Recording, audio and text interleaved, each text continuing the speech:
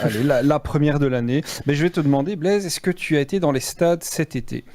J'ai été dans les stades, mais pour les JO, du coup, au Stade de France. C'était sympa. Voilà. Mais justement, hors de l'Euro et hors du Stade de France et des épreuves olympiques chez nos voisins, tu as plusieurs stades qui ont quand même accueilli leurs supporters et qui ont brainstormé avant et qui ont organisé des événements pendant l'intersaison, justement, pour garder ce contact. Et pas loin de chez nous, on a Genk qui a ouvert son pop-up Summer Bar dans son stade.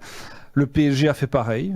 C'était déjà pendant l'Euro. Il y avait des terrains de pétanque, des food trucks. Donc les supporters parisiens, en manque du Parc des Princes, pouvaient alors renouer leurs liens avec leur club avant ou après leurs vacances. Et un peu plus proche, Gand a par exemple loué son stade à la Business School Vlerick en Flandre. Et il y avait donc la proclamation des étudiants dans le stade de Gand. Donc c'est très US.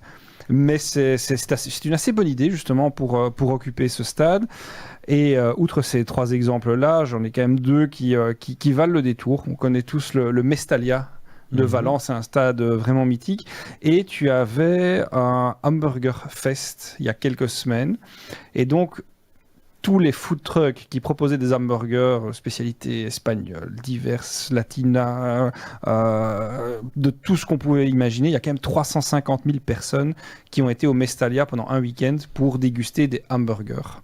C'est Donc génial. c'est super, ça remplit le stade davantage que les 65 000 qu'on voit lors des matchs. Et à Fulham, à Londres, cet été, ils ont organisé un pique-nique dans leur stade pour leurs supporters. Donc il y avait des glaciers, il y avait des châteaux gonflables, des animations pour les enfants.